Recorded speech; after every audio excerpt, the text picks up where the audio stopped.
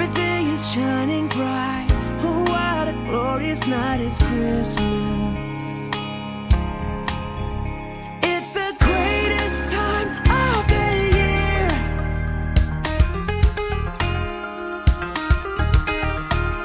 It's the greatest time of the year. Come on, let's celebrate. It's Christmas. So be of good cheer, for Jesus is here. Come on, let's celebrate. It's Christmas. So everybody sing, let the music ring. It's Christmas. Hey!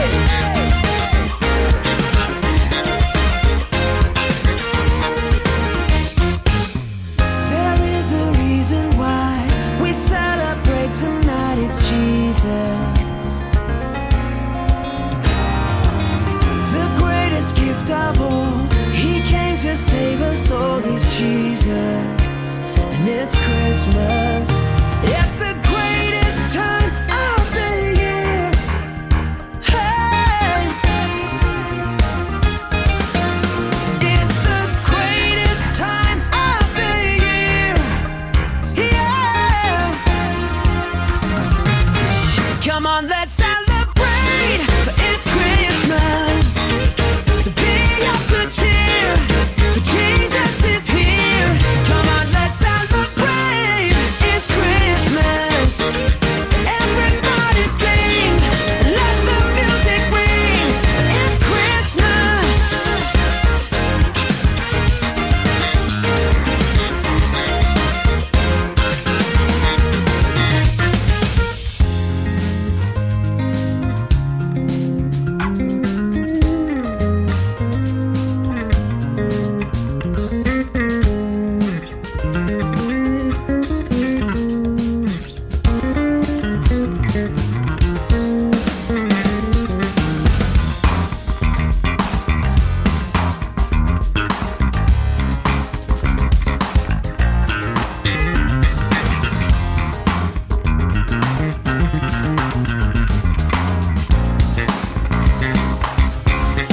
Come on, let's celebrate.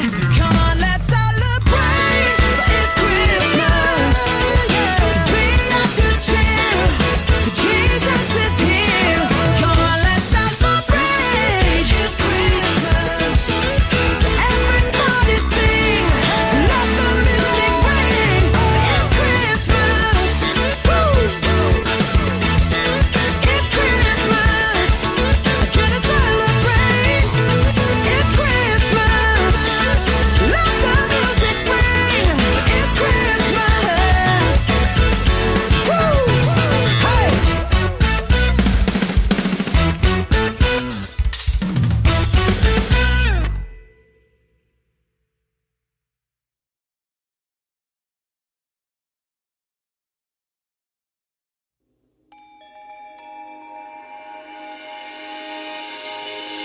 Can you feel it in the air? Joy is everywhere. It's Christmas. Everything is shining bright. Oh, what a glorious night is Christmas. It's the greatest time of the year.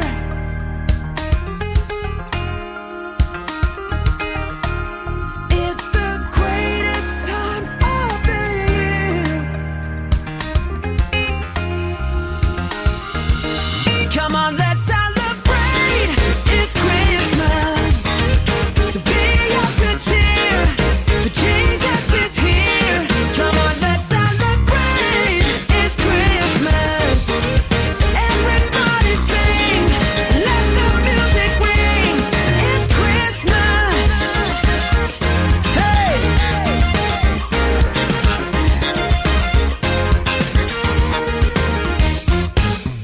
There is a reason why we celebrate tonight. It's Jesus. The greatest gift of all. He came to save us all. He's Jesus. And it's Christmas. It's the greatest time of the year.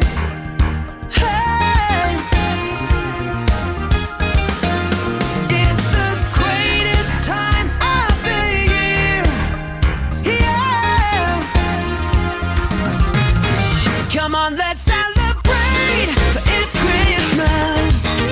So be of good cheer, for Jesus is here.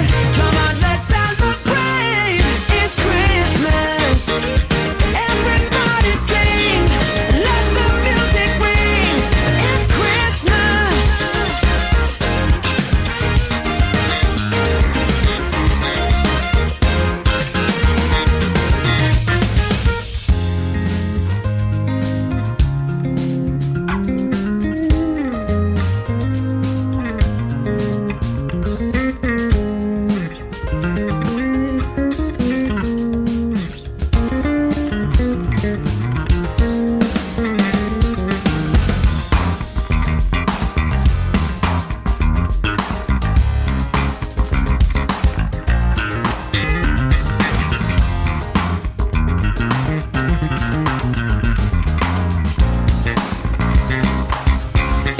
Come on, let's celebrate. Come on, let's celebrate. It's Christmas. So be of good cheer, for Jesus is here. Come on, let's celebrate. It's Christmas. So everybody sing, let the music ring. It's Christmas. Woo! It's Christmas. Gonna celebrate. It's Christmas. Let the music ring. It's Christmas. Woo! Hey!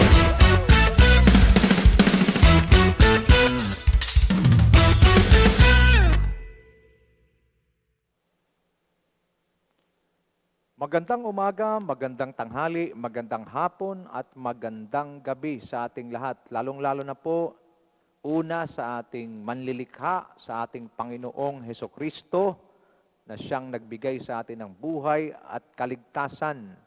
Pangalawa, binabati ko rin po ang ating mga kapatid na nasa ibang bansa na mga nanood ngayon. Pagpalain kayong lahat ng Panginoon at pakaingatan kayo ng Diyos. Kalaki po ang inyong mga pamilya. Ako po ay nagdedeklara ng inyong tagumpay sa inyong pangingibang bayan, mabuting kalusugan, proteksyon galing sa Diyos ay sumainyo pong lahat.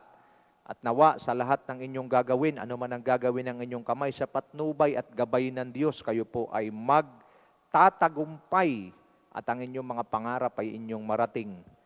At ito po ay aking deklarasyon sa pangalan ng ating Panginoong Hesukristo. Gayon din, magandang gabi rin po sa lahat ng ating mga viewers na palagi sumusubaybay sa ating discipleship training.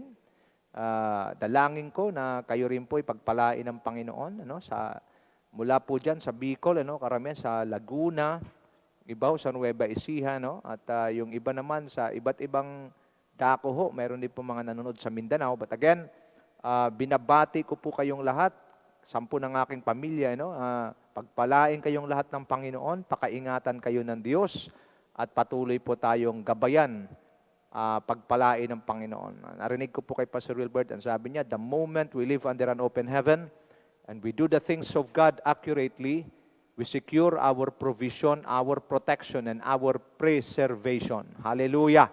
What a powerful statement. Pag tayo po ay nasa Panginoon, hindi lamang proteksyon, hindi lamang provision, pati preservation natin. The Lord will preserve us from all against the attacks of the enemy. Amen? So before we continue, I would like to invite everyone to join me in a word of prayer. At let us ask the Lord to enlarge the capacity of our spirit as we continue to receive the now word of God in order for us to be established and be empowered to secure our victory, okay, sa anumang laban na ating kakaharapin. Let us pray. Father God, we thank you for this wonderful privilege that you've given us to study your word once again, to receive the fresh manna from heaven. I pray that you will enlarge the capacity of our spirit, that you will continue, Father God, to empower us and establish us with biblical principles, establishing and empowering our faith in order for us to secure our victory ahead, Panginoon, or victory against all battles na amin pong kakaharapin. Dalangin ko po sa lahat ng mga nakikinig sa ngayon na mayroong mga karamdaman. Anumang klaseng karamdaman meron sa iyong katawang lupa, I rebuke it now in the name of Jesus.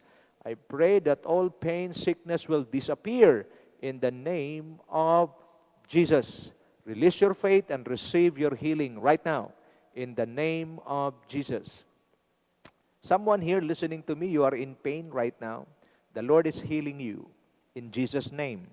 Just receive your healing. If you are the one being taught by God, kayo yung kinakausap ng Panginoon, okay, kung kayo yung hinihipo ng Diyos ngayong gabi, receive your healing right now in the name of Jesus. And those who are having difficulty sa kanilang pag-ihi, mayroon pong nakaranas ngayon, in the name of Jesus, I also pray and I decree that you are being healed by the Lord right now. Experiencing skin allergies, I decree healing right now. In the name of Jesus, God is healing you right now. In the name of Jesus. Bleeding, I also decree that the bleeding is now being stopped by the Lord, by the power of God. Right now, receive your healing in the name of Jesus. Some of you are listening, there is something bothering you in your mind right now, maybe ito'y pangangailangan, mayroong something na nababother ka, and you feel uncomfortable, okay, habang ikaw ay makikinig ngayong gabi. The Lord is assuring you, mga kapatid, that the Lord will take everything into His hand, and all you need to do is to release your faith, to focus on listening to God's Word tonight, and you will receive your portion. Receive it now in the name of Jesus. I pray for God's provision will be upon you. God's provision, protection, and preservation be upon us all tonight. Hallelujah. Praise the Lord. And the peace of God, the joy of God, okay, the calmness of God will flow like rivers over our lives. Receive it now in the name of Jesus. So, some of you are listening, you have some issues in the relationship, between your family, the Lord is just giving you assurance that He will be the one to fix everything. Just do what God wants you to do. Be humble, be loving, be a light to your family, and the Lord will fix everything. Receive it now in the name of Jesus. And I also pray, God, Holy Spirit, continue to enlarge the capacity of our spirit in order for us, Father God, to receive your word accurately and give us the grace to govern and the power to prevail, to walk on it, to apply the word of God in our lives so that we will belong to the category of a wise builder. Salamat po na marami. We give you praise and we give you honor. From the beginning till the end of this study, speak to us in a very powerful way and prepare us, Father God, to become conquerors, more than conquerors in Christ Jesus. This is my declaration, and this is what I decree in the Spirit that will be executed in the heavens. In Jesus' powerful name, and the blessed people of God declare, Amen and Amen. Palakpakan po natin ang Panginoon. Glory to God. Hallelujah. Praise the Lord. Muli, magandang gabi po sa ating lahat, sa mga kabubukas pa lamang ng kanilang Facebook. Live po tayo ngayon, ngayong gabi ho, at ganun din ho, live rin po tayo sa YouTube, and you can share this message to your loved ones, to your friends, your families, in order for them to hear also the now word of God. So we are now in the continuation of our study about the biblical principles that empower and establish our faith to secure our victory. Our subtopic is entitled The Principles of Connection and Levels of Relationship. We've discussed po ng nakaraan the different levels of relationship in the house. Because napakahalaga ho na malaman natin kung ano ang level ng relationship na meron tayo sa loob ng church. Ito pong pangangaral na ito is seldom discussed, seldom tackled, ng maraming mga mangangaral. Bakit? Kasi most of the time, ang focus po ng church is ministry. How to grow your ministry, how to be used by God, hindi po masama. Pero napakahalaga na malaman natin ang levels of relationship and the principle of connection. Why? Because the principles of connection and the level of relationship na meron tayo, yan ang magdidetermina kung gaano tayo ng Diyos gagamitin at kung paano tayo gagamitin ng malakasan sa Kanyang gawain. Ito ho ang missing link sa maraming mga churches because we are so overwhelmed by the ministry that we are doing. To the extent, nagtataka tayo, nagbibilang lang tayo ng panahon, pero yung impact, yung results ay hindi po compensated sa ating ginagawang pagtsatsaga at hard work. And that is, kumbaga, that is not good. Kumbaga, hindi siya tama kasi kung ano ang dapat ginagawa natin sa Panginoon at kung ano po yung passion at yung ating hard work na ginagawa sa Diyos, lagi natin tandaan, what you sow is what you reap. Ang Diyos ho ay mapagpalang Diyos. Kung ikaw ho ay nagtsatsaga na maglingkod at ginawa mo ng tama with accuracy yung kanyang gawain, it is impossible for God not to reward you. So if you're a hardworking, believer, doing your task, doing your job for God, pero wala, minimum ho ang result, I strongly believe something's wrong with the process. Kasi kailanman ang Diyos, sabi sa 1 Corinthians 15:58, therefore be steadfast, immovable to the work of the Lord. Di ba sabi? Always abounding in the work of the Lord, for as much as we know that our labor in the Lord is not in vain. That verse itself, nagsasabi, na pag mayroon tayong ginagawa para sa Diyos, hindi nawala ng kabuluhan. Pero ho, pakinggan niyo aking sasabihin. Kasi mayroong iba sa atin, pag tayo napagod sa gawain ng Panginoon, binuhos natin lahat, and then nothing happens. Ano nangyayari? Palagi natin kiniklaim yung 1 Corinthians 15:58, and then sasabi natin, my labor in God is not in vain. Watch me now. I found out na pag ikaw ay may ginagawa sa Diyos at tama, ulitin ko tama, accurate ang pagkagawa mo, mayroon niyang manifestation in the natural, in the physical. So if nothing happens, no manifestation at all, you go back to the process. Balikan mo yung proseso. Paano mo ba ginawa? What are the motivation and what are the motive behind? Ano bang meron? Kasi nga, hindi pwede that you're serving God at the same time walang impact physically. I want you to understand, Abraham served God accurately. Ang impact ko sa physical, he became strong, wealthy. Nakita niyo ho, yung influence niya, grabe. Naipasa niya yung kay Isaac to the extent yung hari nakikiusap kay Isaac, umalis kayo rito kasi mas mayaman at mas malakas pa kayo sa amin. Nakita niyo ho, you study the Word of God. Everything that a man of God or a servant of God do, if it is done accurately, there is a corresponding results in the natural. Nagkakaunawan tayo? At hindi pwedeng wala. At yan ay nasa pattern din ng ating mentor, Pastor Wilbert Butchal, nakita nyo? Lahat ng kanyang ginagawa, mayroong resulta. At nung babalikan mo, yung pattern ng kanyang ginagawa, mayroon siyang nilalakarang prinsipyo. Ganon din sa lahat, kahit kanino kayo tumingin, marami hong mga successful servants of God, men of God. Kung titingnan natin, what are the materials or what are the tools behind their success, you will see the process. Most of them, umabot sila doon sa father and son relationship. Kung makikita natin, lahat ng mga successful believers, tingnan ninyo, mayroong nagpa-father yan in the spirit. Nagkakaunawaan tayo. Kaya mahalaga, maintindihan natin yung levels of relationship muna, the principles of connection. Why? Because, pag ikaw ay lingkod lang ng lingkod, biyahe ka lang ng biyahe, gawa ka lang ng gawa sa loob ng church, hindi ho masama.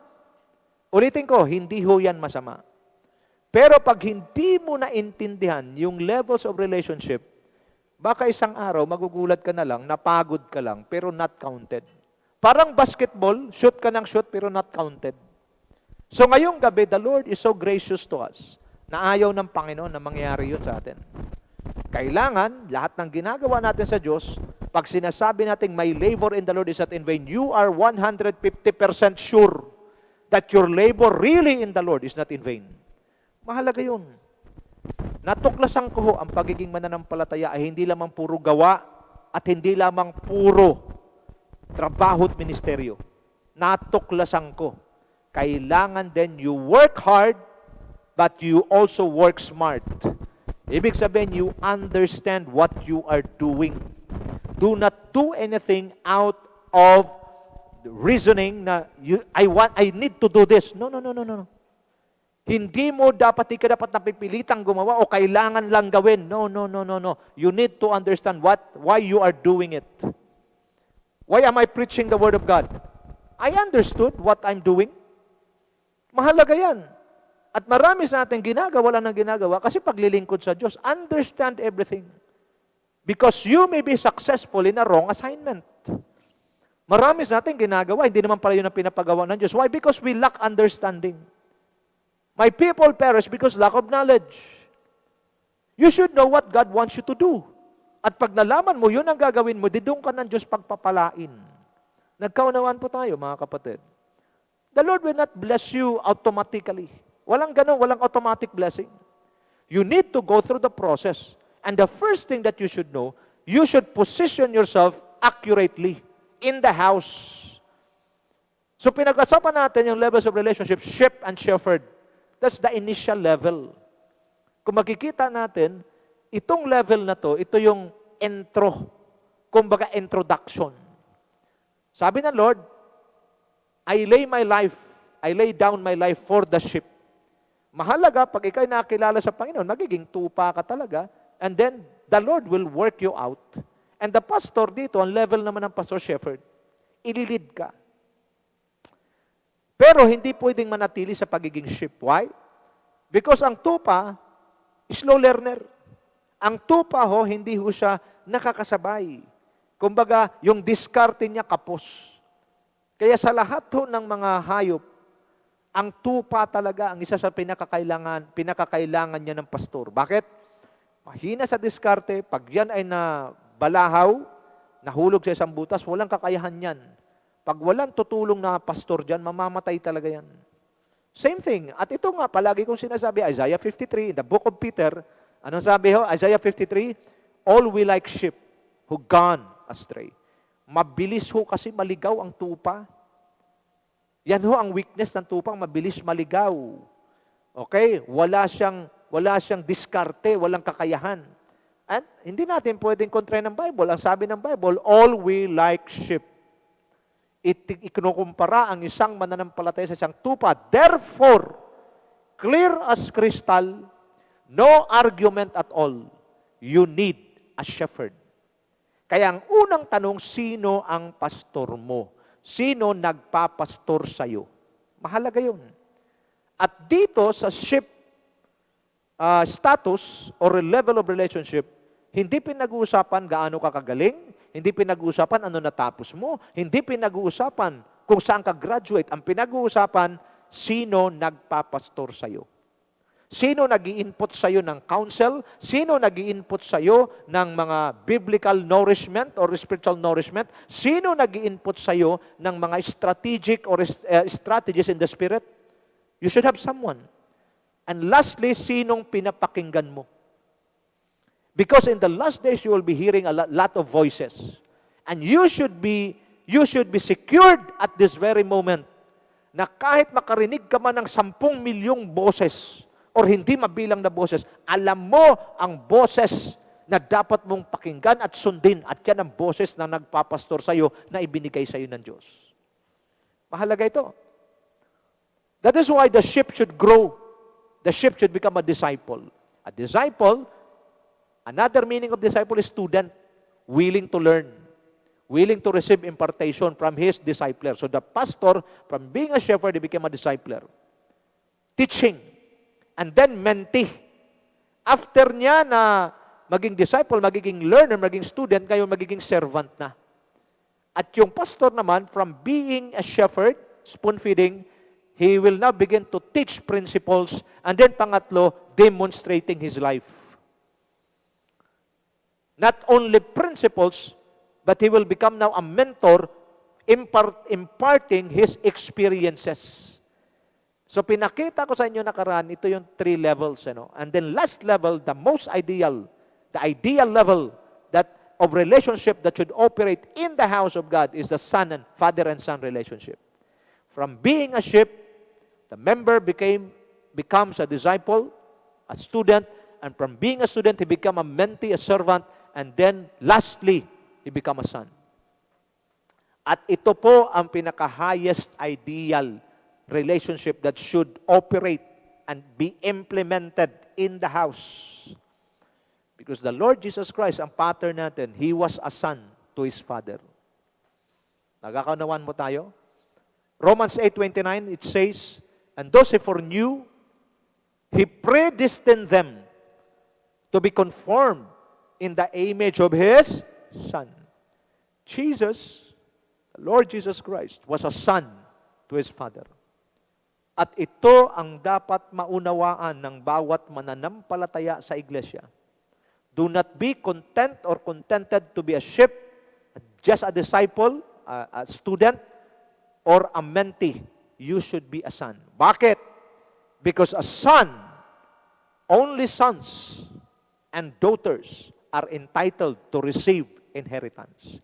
Gaya na pag-aralan natin na nakaraan, when you speak about inheritance, it is simply means having access or the keys of the kingdom. I will not entrust the keys of my house sa anak ng kapitbahay ko. Ini-entrust ko lang ang susi ng bahay ko sa mga anak ko. Because I know, hindi ako nanakawan ng mga anak ko at hindi rin nila sirain, kundi they own the house and they will take care of it and they will protect everything that we own, that I own. Because what I own, they also own. What I have, they belong. It belongs to them. Kaya ang son, watch me now, ang mga anak may malasakit. Kaya pag ikaw, you become a son or a daughter to your pastor, and you treat him as your spiritual father, and you become a spiritual son, then you will also take care of the house, the needs of the house. Nagkakaunawan tayo, you protect your father, you protect your spiritual father from any attacks of the enemy, and even people na kung baga walang ibang ginagawa kundi magpagamit sa kaaway, you now become his pastor maker. Surrounding him, protecting him. Why? You're not just protecting him, but you're protecting the mandate that God had given him. Nakita niyo yung kaisipan ng anak? Ang sheep, wala siyang pakialam. Pakainin mo lang ako, pastor. Punta ka sa birthday ko. Ganun ang sheep. Pag naging disciple na siya ngayon ay nakikinig na sa mga teaching at gumagawa na. Pagdating sa mentee, nagsiserve na siya. Dito sa mentee-mentor relationship, dito, sumusunod, naglilingkod na. Pero pagdating sa son, ready na siyang isantabi ang interest niya. At ang kanyang interest walang iba kundi gawin ang mandato ng Diyos sa buhay ng kanyang tatay. At ang gagawin niya, poprotektahan niya ang kanyang tatay kasama ang mandato nito. And anyone who go against his father, even if it's the devil, he will go and fight against the enemy. Kaya ganito ka-ideal at ganito katindi itong father and son relationship na siyang pilit na sinisira ni Satanas. Na wag umabot ang isang mananampalataya sa ganitong status. Wag umabot ang isang mananampalataya sa ganitong level. Bakit? Kasi alam niya, katapusan niya na. Watch me now. Katapusan na ni Satanas. Pag umabot ang isang mananampalataya sa father and son relationship. Same thing with the pastor. Balanseho ang turo natin. Pastors, we should also be a sheep to our spiritual father. And then we should also be a disciple, learner, and we should serve mentee until we become sons. You can never raise up sons. You can never raise up sons and daughters in the house or in the church, in your church, without being a son first to your spiritual father. The question is, who is your spiritual father? Who is your spiritual mentor? Mahalaga yan, mga pastor. Because we are trying to raise up sons and daughters in the house. Wala kang pattern. If you do not have a pattern, you may create something, pero pagka walang pattern, ang pattern natin si Lord Jesus Christ. Nakuha natin?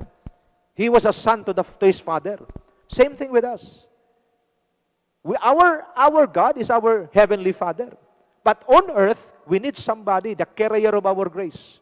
Whether you like it or not, the Lord had already deposited the grace that you need for you to break through, for you to reach your God-given destiny. Without the grace of God, you cannot reach your God-given destiny. But the moment you access the grace, where? In the life of a person. Ephesians 3:2, for you have heard the administration of God's grace that was given to me for you. Sabi ni Pablo sa mga hintil, anong ibig sabihin? If I am your pastor, the grace that you need to overcome, the grace that you need to become successful, the grace that you need for you to become what God wants you to be, the grace that you need for you to do what God wants you to do, was all deposited by God in me. Anong kailangan mong gawin? Access. Paano mo ma-access? Connect. Paano ka mag-connect as a ship? Nagkaunawan ho tayo? Pag sinasabing ship, talagang you follow where the safest place for a ship is to be in the presence of his pastor. Where your pastor is, you are there. Then pangalawa, you become a disciple, a student. You receive impartation, you receive the word, you receive the mandate, you receive the spiritual nourishment that your pastor had provided. Nagkakanawan tayo. Kaya nga mahalaga kung saan ang pastor mo, naroon ka. Kung anong ginagawa, nagtuturo, dapat present ka palagi. Wala dapat nag-absent. Alam nyo, yung palaging absent pag nagtuturo ang pastor, yan ang mga kawawa. Bakit? Because every word na inyo pong naririnig sa pagtuturo ng inyong pastor, hindi, sabi ng Bible, makinig kayo, Isaiah 55 verse 10 to 11. My word will not return void. It will always fulfill its purpose. So every word na inyong narinig tuwing nakikinig kayo ng pangangaral ng inyong pastor o ng pinapakinggan ng inyong pastor, napakahalagang mga salita yan. Because the word that you've heard, the word that you're listening, will fulfill something in your life. Ngayon, kung absent ka, naku, mahirap na magsalita. If you miss to hear the word, if you miss the now word, pagdating ng labanan, una kang bubulagta. Kaya believers who are negligent, ignorant of God's word, ito yung mga walang pakialam salita ng Diyos. Puro lang deklara ang bibig na believer, pero walang salita ng Diyos. Walang na-receive na salita ng Diyos. Without the word. Makinig ha? Makinig mabuti. Sulat nyo. John 15:5. If you abide in me, and my word, or words abide in you, what comes next? You will bear much fruit. For without me, the Lord Jesus Christ, who is the Lord Jesus Christ? The Word of God. You can do nothing. Stop bragging, stop declaring, stop professing that you are a believer of Christ if you neglect and disregard God's word. Because a so-called Christian or so-called believer without the word of God is non-Christian at all. Mainam, linawin. Mainam, talagang ipamukha at ipakita kung ano yung tunay. Because if that person is keep on claiming, professing, declaring that believer of Christ without the word of God, without God's word, you can do nothing. So if you're declaring that you're a believer and you have no word of God, what happened? You are giving shame. Giving shame to the word or to the Lord. Kaya marami natitisod eh. Bakit natitisod? Because puro declaration, puro profession, hindi naman nakikita sa buhay. And what will transform a person? The Word of God. Nothing more, nothing less. That is why kinaklaro natin lahat ito. The Lord Jesus Christ was the perfect pattern. He was a son to His Father. So dito pinapakita sa atin, sa levels of relationship, kailangan mag-i-increase tayo hanggang marating natin yung highest level. So I've shown you last Tuesday that the ship is weak and slow learner. Yan talaga eh. Tingnan nyo mga mananampalataya, pagbawalan na ng pastor, wag mong gawin yan. Yun ang ginawa. Sinasabi ng pastor, pag ginawa mo ito, yung magiging resulta. Opo, tapos ginawa. Nung ma-disgrasya, babalik sa pastor, tama po kay pastor. Matagal ng tama, di mo lang ginagawa. Bakit? Tupa eh. So, hindi ka pwedeng manatiling tupa. Alam niyo ho, pag tupa pa rin kayo hanggang ngayon, mahinang matuto, hindi pa rin matuto-tuto agad, ano mangyayari? You stayed too long of being a ship. And a ship is useless. Pag ganyan ka lang, ship ka lang, hindi ka mapapakinabangan sa gawain ng Diyos. Bakit? Slow learner eh. Mahina eh. Kailangan yung ship mag-migrate pagiging disciple. Pero huwag kayo matuwa maging disciple. Why? Because si Judas man naging disciple din. Betrayed the Lord Jesus Christ. Ano ibig sabihin? Disciples, they are after the teachings. They are after the message, but not after the life of the messenger. At marami sa pag-iikot namin sa iba't ibang lugar sa Pilipinas. Marami hong mga nakikinig sa mga teaching natin, but they are just after the teachings. They buy lots of books. And then may bumalik sa akin sa Bicol, bakit pastor pag kayo nagturo? Parang napakadali nyo lang ituturo. Yung manual na binili ko nung tinuro ko, parang walang dating eh. Alam nyo bakit? Because you missed the life impartation. The message alone will help you. If you're a pastor, it will help you. Pero the life behind the message, that is what you missed. Kaya nga mahalaga, kung kayo ay mayroon ng pinapakinggan, wag lamang kayong mag-asam na makuha yung mensahe. Asamin ninyo na makuha yung buhay sa likod ng mensahe. Because every message that being released and delivered, there is a life, a spirit life behind it. At yun ang dapat maintindihan. Disciples are only after the learnings. Kaya nga, sinasabi ko nakaraan, these are grabbers. These are robbers and takers. And it is very difficult, ano? Iyan ang ginagawa ni Judas. I'm not saying pag-disciple ka na, Judas. Ang sinasabi ko lang, maalala natin. Do not stay too long being a disciple. Kailangan, masurpas mo ang pagiging ship, masurpas mo ang pagiging disciple, kailangan makapasok ka sa pagiging mentee. Pag sinasabing mentee, you are now serving. You are now, kasama ka na ngayon sa nagkikerry ng burden ng mentor mo. Nagkakaintindihan tayo. So becoming a mentee, you are now serving. You no longer focus on your own interest, but the interest of your mentor. Ano yung pinapagawa ng Diyos sa kanya, yun ang tinututukan mo ngayon. Okay? Alam natin pare-pareho, mayroon tayong mga kanya-kanyang interest. Pero pag ikaw ay nag-grow na sa level ng relationship mo, unti-unti yung interest mo na-refine. Dati, may mga nakita rin kasi mga vision tayo, di ba? Marami ako nakikitang vision. Pero nagtataka ko, paano matutupad yung vision na pinakita sa akin? Hindi ko ma-reconcile kung paano ko matupad until I connected to the carrier of my grace and acted, okay? Conducting my life, not just a ship, not just a disciple, not just a mentee, but behaving like a true son to your spiritual father. And that is where the heavens open. Watch me now.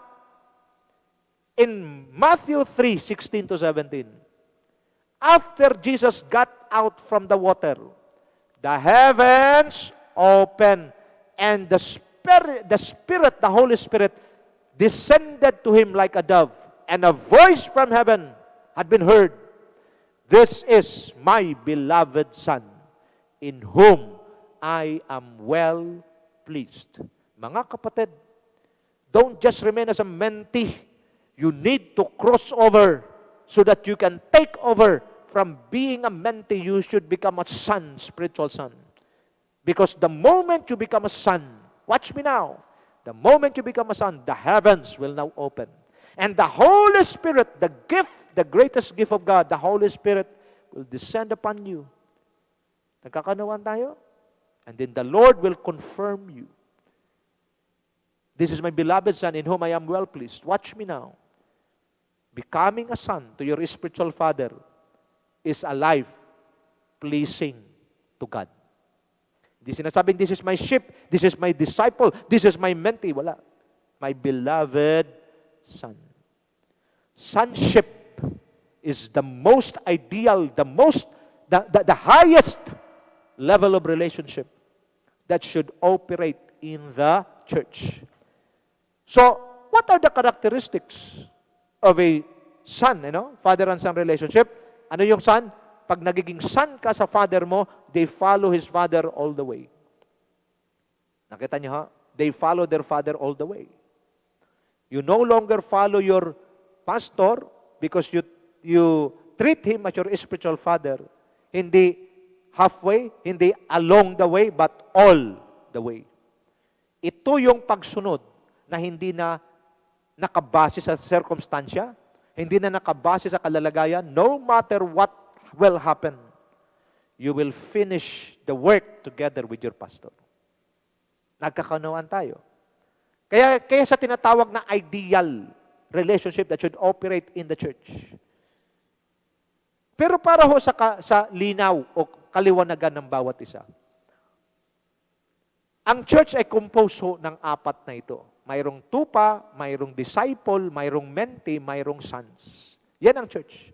Pero what I am showing you tonight is you should understand that you should reach the ideal level of relationship, which is a father and son relationship. Bakit? Because only sons and daughters are entitled to receive inheritance. Nagkakanawan tayo. Sheep has no inheritance. Disciple has no inheritance. They may receive teachings. Mentees has no inheritance. They may receive teachings and experiences from their mentor.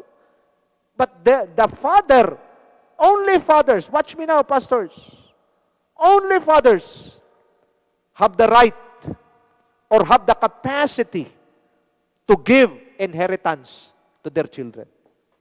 Kaya as pastors, we should reach also the level of being a father. But before you become a father in the spirit to your congregation or to your children, you should be fathered by someone. You should be a good son to your spiritual father. The question is, who is your spiritual father? Kung wala pa, lagi niyong tandaan, ang characteristic ng tatay, ng spiritual father, he opened the scripture for you. Nabubukas ang scripture tuwing nakikinig ka. Nabubukas ang kaisipan mo. Nabubukas ang iyong kaisipan para maunawaan ang sinasabi ng Diyos. Nabubuksan ang mata mo. Nakikita mo ang presenteng ginagawa ng Diyos. Nabubukas ang puso mo para magiging malambot sa diling ng Diyos. Nabubukas ang spirit mo para malaman mo kung anong ginagawa ng Diyos sa kapanahunan. Yan ho ang characteristics ng isang spiritual father. Kung wala pa po kayo ngayon, maghanap po kayo. Mag-pray kayo sa Diyos. At lagi niyong tandaan itong apat na ito. Opening up your eyes, opening your mind for you to understand, open your hearts for you to, to become humble, tender, na sumunod sa Diyos, and open your spirit to know what God is doing in the season. Pag ganun ho naririnig ninyo, you connect to that person. Bakit? Diyan magsisimula yung journey mo towards sonship.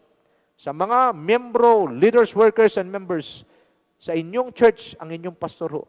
Pero mga pastor, ako po'y nakikiusap.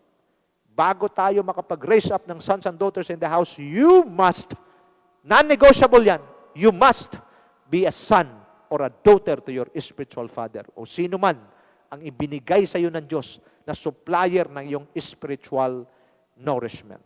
Ano pa ho ang mga karakteristik ng son? Willing to sacrifice. Pag sinasabing willing to sacrifice, willing to go for extra mile. Hindi na niya tinitingnan ang kanyang personal interest.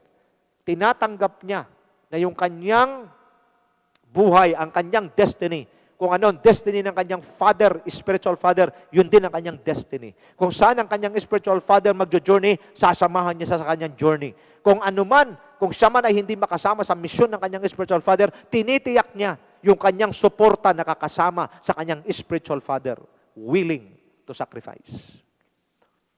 Ang sheep, never. Di niya kaya mag-sacrifice. Ang disciple, tanggap lang ng teaching, pero pagdating sa sacrifice, medyo kapos yan.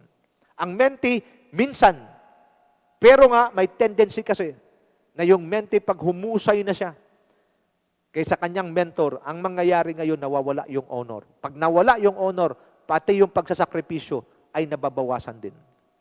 Pero ang anak, kahit maging mayor na yan, kahit maging senador pa yan, at ang kanyang tatay magsasaka lang, pag uwi niya ng bahay, tanggal ang pagkasenador, tanggal ang pagka-mayor, balik ka sa pagiging anak. Ganito kaganda at ganito kaliwanag ang revelation ng Diyos sa atin sa gabing ito. That no matter how successful you are, no matter how strong you are, no matter how blessed you are, pagdating mo sa harapan ng spiritual father mo, you always give him the honor. You do not violate the protocol of honoring him. Nagkaunawaan tayo? Malinaw po ba? Kung ganito ang ideal relationship na nag-ooperate sa loob ng church, what a powerful church. It will become a church unusual. It will become an extraordinary church, unusual church, powerful church, that the devil cannot stay. Ay talagang lalayasan ng demonyo ang church pag ganito ang relationship nag-ooperate sa loob. Bakit? Wala eh. Ang tatay tsaka anak, alam niyo, sinasabi ni Lord, makinig kayo mabuti mga kapatid, ha? Catch this revelation now. John 10:30, I and the Father are one. The moment you become a son to your father, there will be interlocking of hearts between you and your pastor, and there will be oneness, unity in the Spirit. Kapatid, dalawa lang ang inihiling ng Diyos. Kung may dalawa o tatlo na nagkatipon sa aking pangalan, ako'y nasa kanilang kalagitnaan. Pag ikaw at ang pastor mo ay umabot na sa son, father and son relationship, there will be oneness and unity in the Spirit. The two of you shall become one. Get ready. Because where the presence of God is, when God is present, the devil is totally absent. Walang presensya ni panggugulo kay Satanas na mangyayari. Bakit? Because the oneness in the Spirit between sons, daughters, and their spiritual father, pag nangyari, nagkaroon ng interlocking of hearts, oneness in the Spirit, then the devil will flee and the devil will leave them. Whew! Ang dami nating sinubukan, mga ministeryo, ang dami sinubukan, mga strategy, we neglect this message. We neglect this essential message of God for the church. Kaya nagtataka tayo, bakit ang church hindi makaalagwa? Bakit ang church ang bagal ng abante? Alam niyo bakit? Depiktuso pagdating sa levels of relationship. Look at yourself now. Saan po kayo dito? Are you still a sheep? Huwag kayong malito ha, kasi ngayong gabi, mayroong iba sa inyo, sheep minsan, disciple minsan, mentee minsan, sons minsan.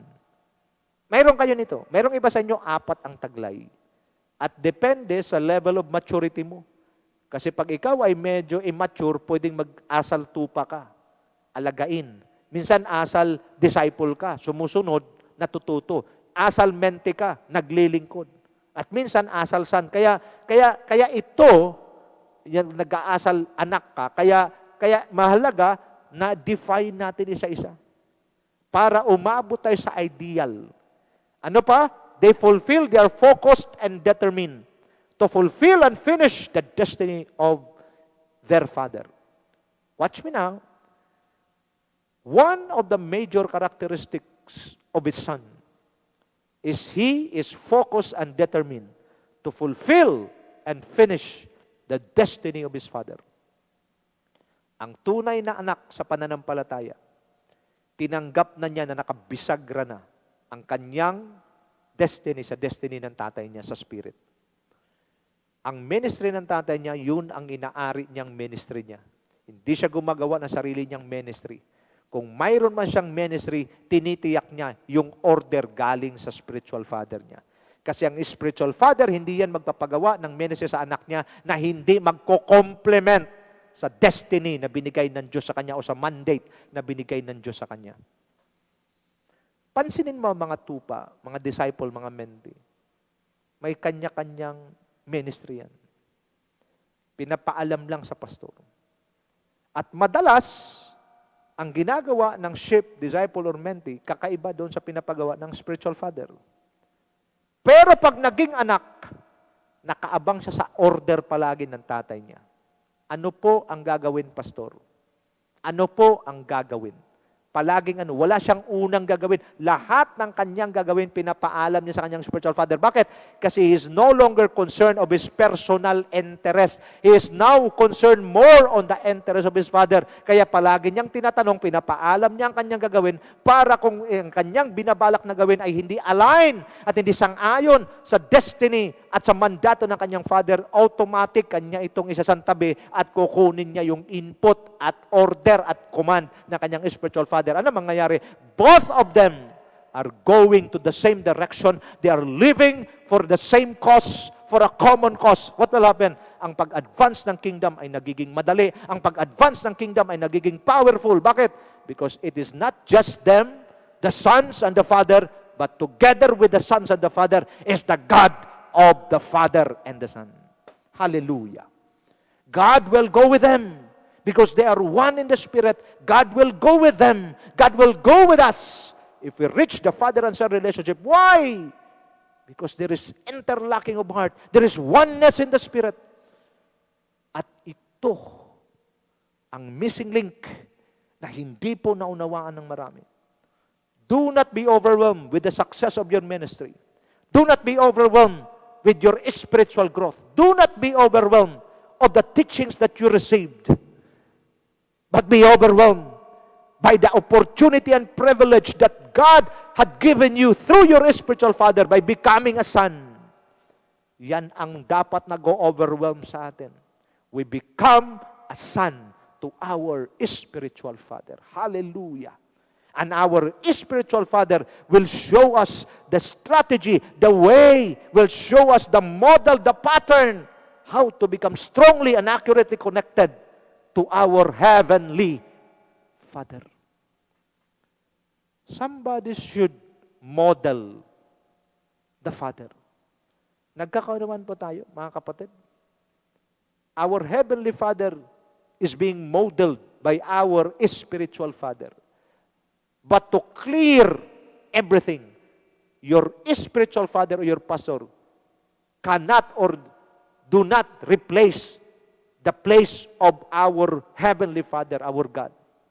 He will be a model to show you the right pattern, how to be strongly and accurately connected, how to establish that divine connection with our heavenly Father. Hope everything is clear. Nakabisagra. Kaya ang focus niya, determinado siya na matapos ng tatay niya. Ang alin? Ang kanyang mandate, ang kanyang assignment. Please listen to me carefully, mga kapatid. Sa bawat assignment or mandato na binibigay ang Diyos sa isang tao, hindi po nangahulugan na pag binigay sa kanyang mandato, siya ang tatapos lahat. Mayroong iba portion. To give you a clear example, David. Pinaalam ng Diyos kay David na itatayo ang kanyang templo doon sa Jerusalem. Nagkakanawan tayo. Alam ni David, ang mandate ng Diyos, itayo ang kanyang templo.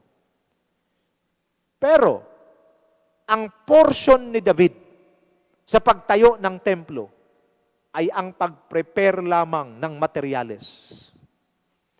Ang magtatayo, hindi si David, kundi ang kanyang anak na si Solomon. Nakita niyo? But the mandate was clear, very clear with David, na ni-reveal sa kanya ng Diyos, ang templo ko dapat itayo. Pero, malinaw na hindi si David ang magkatayo, ang role at ang portion ni David doon sa mandate na kailangan niyang magawa ay ang i-prepare ang lahat ng materyales, i-prepare ang lahat ng contacts para sa mga lumber, mga log, para sa mga troso, sa mga materyales na kailangan, yun ang kanyang papel. Kaya mahalaga na na-raise up niya ang kanyang anak na si Solomon. Na-captured ni Solomon ang puso ng kanyang tatay. Na-captured ni Solomon ang spirit ng kanyang tatay. Watch me now. Na-captured ni Solomon ang desire ng kanyang tatay na tayuan ng isang napakagara at napaka-perpektong templo ang Diyos na sinasamba ng kanyang tatay. Na-captured ni Solomon ang Diyos ng kanyang tatay. Ito dapat ang nangyayari sa church. Nakakapture dapat ng mga members, workers, leaders ang puso ng kanilang pastor. At magagawa lamang ito pag ikaw ay naging anak. Kaya nagawa ni Solomon na makapture ang puso ni David. Nagawa ni Solomon na makapture ang puso, ang espiritu ni David, ang pananaw ni David, ang desire ni David. Bakit? Because he was an accurate son to his spiritual or to his father. Si Absalom, nagnanais din na pumalit kay David. Hindi ho siya naging successor. Bakit? Because he did not capture the spirit, the heart, the desire, and most especially the God of his father David. Adonijah, self-proclaimed. He proclaimed himself to be the king. Bakit ganun? Because he was not also, although he is a son biologically, but spiritually, he was not.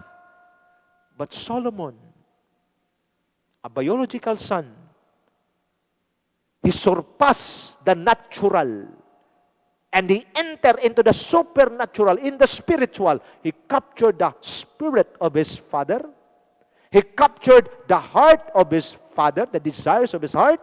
He captured the passion of his father to put up a temple, a very perfect temple na talagang, kumbaga, powerful, wonderful temple para sa presensya ng Diyos. And most especially, he captured the desire of God in the life of his father. If you want to become an accurate son to your father, you must capture first his heart. What is the desire of your heavenly of your spiritual father? You capture his spirit. Mahalaga to. Anong kanyang priority sa spirit? Yun ang kinakapture mo. Yun ang sinasabayan mo. Pangatlo, you have to capture his passion. And lastly, you should capture the God of your father. Ano ibig sabihin? Kung paano niya sinasamba, paano niya sinusunod ang Diyos. Na-capture yan ng mga anak. Kaya nga ang anak, ang ministry ng mga anak, hindi sila nagkakaroon sariling ministry. Ang kanilang ministry ay ang ministry ng kanilang spiritual father. Although mayroon silang gustong gawin, sons are willing to set aside everything just to do and fulfill the ministry of their father. At pag ganito ang takbo, anong mangyayari? Once the father, katulad kay David, dumating na ang punto na siya'y tawagin ng Diyos para bumalik at umuwi sa kanya, tiniyak ni David na i-prepare niya ang lahat ng kailangan sa templo, na i-prepare niya rin ang dapat kontakin sa mga materyales at higit sa lahat na i-prepare niya ang kanyang anak na si Solomon na maging kanyang successor. And the rest was history. Solomon became one of the wisest king and the most blessed, prosperous king in the history of Israel. Nakita nyo? Gaano ka-blessed ang magiging anak sa spiritual father mo? Ito ang katotohanan na pilit na pinipigilan ni Satanas. Sinisira pa ng demonyo ito. Makinig kayo mabuti, ha? Tumutok kayo sa akin ngayon. Pinapalabas ang demonyo, kulto yan, yung ganyan. Bakit? Kasi alam niya kung gaano kalaki ang damage na pwedeng mangyari. Ito ang mensahe na magpapalaya sa dyablo sa bawat iglesia. Pastor, mayroon bang demon sa iglesia? Tingnan mo na lang, nangangarap pastor mo, tulog. Tawag mo dyan, alam man, Diyos nagpatulog dyan. Demonyo nagpatulog dyan. Hindi nakikinig. Bakit? May demonyo nang gugulo. But you want to eradicate, eliminate, destroy the presence of the devil, even in the personal life of every believer, every person? Simple lang. Be a son. You need to understand this. The rights of a son. Basahin ko na lang yung Romans 8:35, ano? Now a slave has, John 8:35, now a slave has no permanent place in the family, but a son belongs to it forever. Marami, makinig kayo mabuti, many are called, but few are chosen. Others were frozen. Sabi ni Dr. Jonathan David. Mahalaga ho, maintindihan natin. Pwedeng magkakasama. Dito ho sa verse na ito, ang slave at ang sons magkasama sa house. Ang kaibahan, yung mga slaves doesn't belong. They have no permanent place in the house. But the son belongs to it forever. Kaya magtataka kayo bakit maraming mga mananampalataya sa church, pero ang kumikilos mga 10 to 20% lang. What about the 80%? Sa lang ibig sabihin, they do not mind the business of the Father in the house. They do not mind the mission, the mandate, the assignment of their pastor in the house. All they want is teachings. All they want is for them to be fed. All they want is to receive services. These are slaves. But they belong to the house. But ang kaibahan, they have no permanent place. Ibig sabihin, pag walang permanent place sa bahay, they will be ejected anytime. They will leave anytime. Kaya ngayon, maintindihan nyo na. Bakit merong iba, walang ka-pressure-pressure, hindi man lang naiyak, hindi man lang na-move, hindi man lang nang hinayang na umalis sa kanilang church. Alam nyo bakit? Because these are slaves. They have no permanent place in the house. Hindi nila maramdaman na sila ay bahagi sa church. Because they are slaves. Mabigat itong katotohanan na ito. Ito ang sinasabi ni Kristo Jesus sa mga Pariseo at Eskriba. You belong to the house of God, Israel, but you are slaves of sin. That is why you have no permanent place. Nagkakaintindihan tayo? Kaya sa mga mabilis umalis, ni hindi man lang iniisip yung mga ginawa ng kanilang pastor sa kanila, pagpipray sa kanila, pagtuturo sa kanila. They live easily. These are slaves. They have no permanent place in the house. At hindi din talaga nila maramdaman na may bahagi sila sa bahay. But sons and daughters, hallelujah, they belong to it forever. They know who they are. They remain faithful in their calling. Hallelujah. So let us study about the profile of a son, about the ideal relationship in the house, father and son. What are the profiles, or what is the profile of a son? Sons feel that they own the house. Anybody can live, but sons won't live because they felt that they belong to the house and to the family and destiny of that house. Ulitin ko ha. Sons feel that they own the house. Wala kayo napupuna? Mayroon akong 2 anak. Pag may kalat dito, dadamputin nila. Bakit? Kasi alam nila. Akong tatay, pero alam nila, dahil anak ko sila, kung ano ang problema at mayroong mga nakakalat sa bahay, ililigpit nila yan. Bakit? Because they have this sense of ownership. Watch me now. In the church, if you become a son or a daughter to your spiritual father, your pastor, you have this sense of ownership. Pag sinasabing sense of ownership, the interest of your pastor is your interest.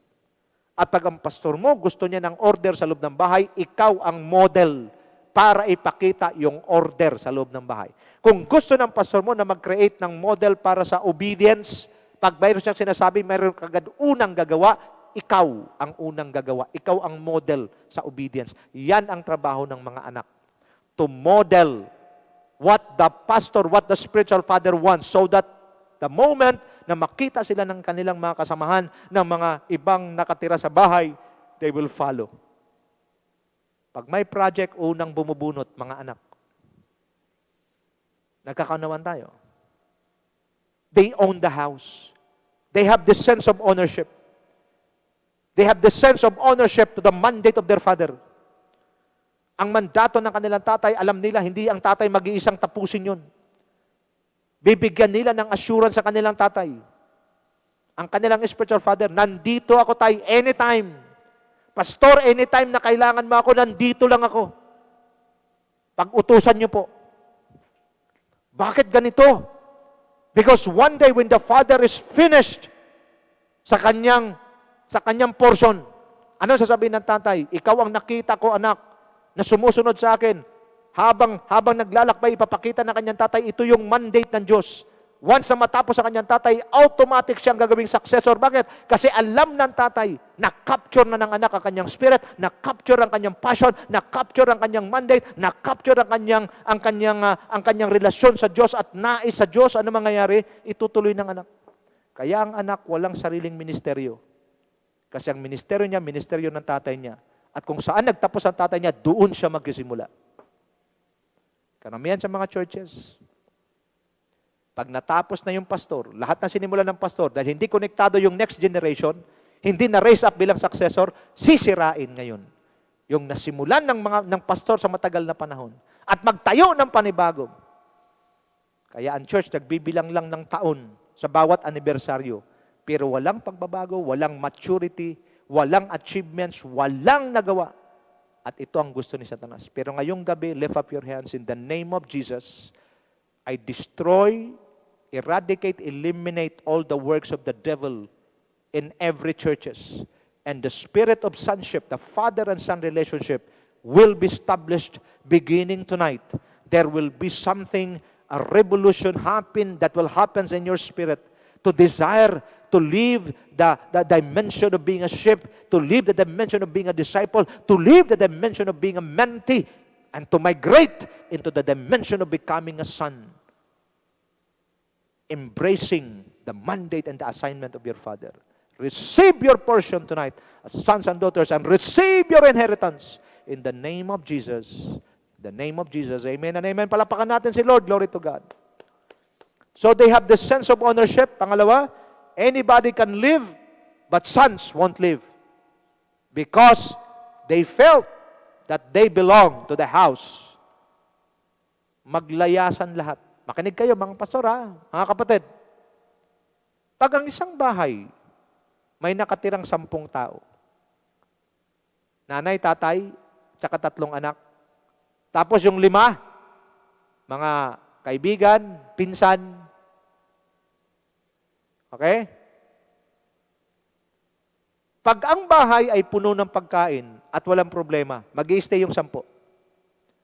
Pero pag mag-arise ng problema, naputulan ng tubig, naputulan ng kuryente, wala ng pagkain, tiyak ako na yung unang 5, yun ang lalayas. Pinsan, kaibigan, magsialisan yan.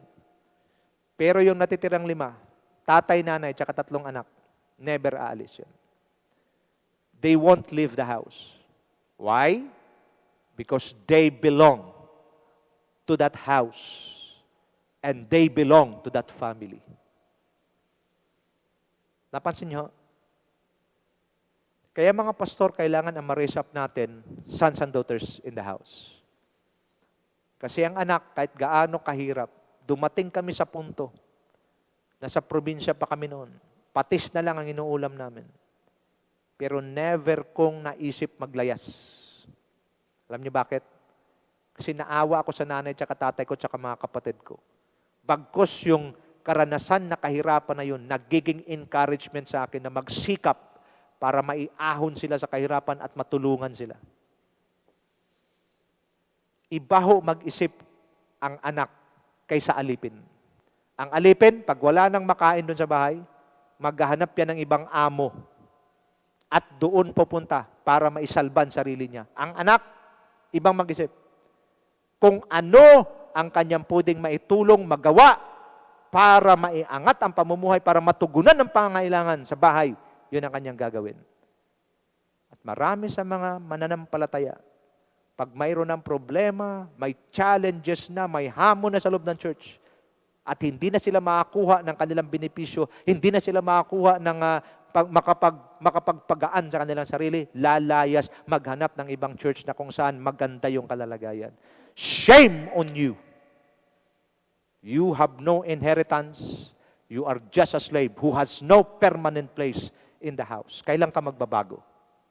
Pero sa mga nananatili, sa mga naging tapat, sa paglilingkod sa Diyos at naging tapat sa kanilang relationship sa kanilang spiritual father, I congratulate you now because your inheritance, your access to the wealth, your access to the power, your access to all the blessings that are able to provide for you are now ready for you.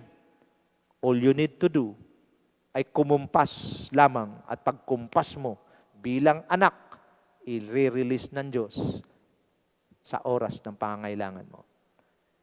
They will not leave because they felt that they belong to the house and to the family and destiny of that house. Every church has a destiny.